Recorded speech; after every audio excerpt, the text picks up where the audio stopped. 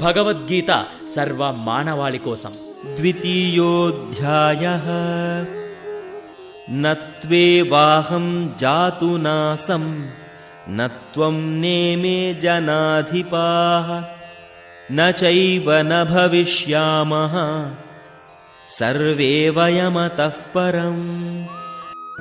నేను కాని నీవు కాని ఈ రాజులందరూ కాని లేని సమయం లేదు. ఇక ముందు కూడా మనము ఉండకుండా ఉండము.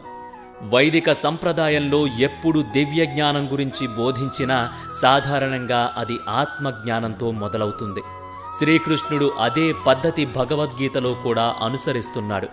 నేను అని మనము అనుకునేది నిజానికి ఆత్మ అని, ఈ భౌతిక శరీరము కాదని, ఇది భగవంతునిలా సనాతనమైనదని శ్రీకృష్ణుడు ఉపదేశాన్ని ఆరంభిస్తున్నాడు. శ్వేతాశ్వతర ఉపనిషత్తు ఈ విధంగా పేర్కొంటున్నది. సృష్టి అనేది మూడింటి కలయికతో ఉన్నది. భగవంతుడు, ఆత్మ మరియు మాయ. ఈ మూడూ కూడా శాశ్వతము, నిత్యము. మనము ఆత్మ నిత్యము అని నమ్మితే ఈ భౌతిక శరీర మరణం తరువాత జీవితం ఉంటుంది అని సతర్కముగా నమ్మినట్టే. తదుపరి శ్లోకంలో శ్రీకృష్ణుడు దీని గురించి మాట్లాడుతాడు.